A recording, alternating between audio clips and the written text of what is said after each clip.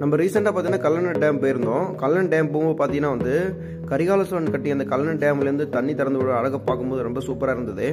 தண்ணி கீழே கொட்டி நீராவி மேலே பறக்குது பாருங்க, அவ்வளோ சூப்பராக இருந்தது. அதுலேயும் நிறைய பேர் குளிச்சு விளாட்னாங்க, பார்க்கவே ரொம்ப சூப்பராக இருந்தது. அங்கே பார்த்த கொஞ்சம் டிஃப்ரெண்டான விஷயங்கள் எல்லாத்தையுமே வந்து வீடியோவாக பதிவு பண்ணி உங்களுக்கு கொடுத்துருக்கேன் பாருங்கள்.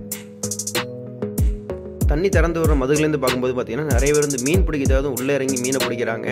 இது கரிகால சோழனுடைய பண்ணி மணிமண்டபம் தான். அது வெளிப்புற அமைப்பை தான் பார்த்துட்ருக்கோம். பாருங்க எவ்வளோ சூப்பராக பண்ணியிருக்காங்கன்ட்டு. உண்மையிலேயே பார்க்க ரொம்ப சூப்பராகவே இருந்தது. உள்ளே போயும் பார்த்தேன், செம்ம சூப்பராக இருந்தது.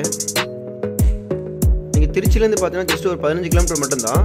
சத்திரம் பேருந்து நிலையத்துன்னு பார்த்தீங்கன்னா வந்து கல்லணைக்கு வந்து பஸ் வந்து போயிட்டுருக்கு. ஸோ அந்த வழியாக நீங்கள் வந்து பார்க்கலாம்.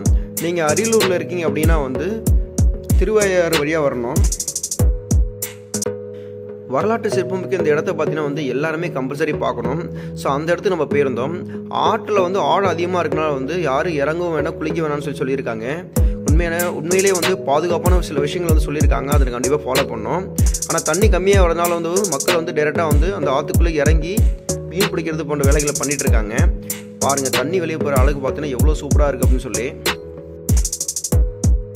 சாயங்கால நேரம் போயிருந்தோம். அந்த தண்ணி பார்த்தீங்கன்னா மதுகுலேருந்து வெளியே வரும்பொழுது வர சவுண்டு கேட்டிங்கன்னா வந்து அவ்வளோ இனிமையாக இருந்தது. பாருங்கள் எவ்வளோ சூப்பராக வெளியே போயிட்டுருக்குன்ட்டு. தண்ணி இப்போ கம்மியாக திறந்து விட்டுருக்காங்க. அதனால் பார்த்தீங்கன்னா மக்கள் கீழே இறங்கி மீனை பிடிச்சிட்டு இருக்காங்க.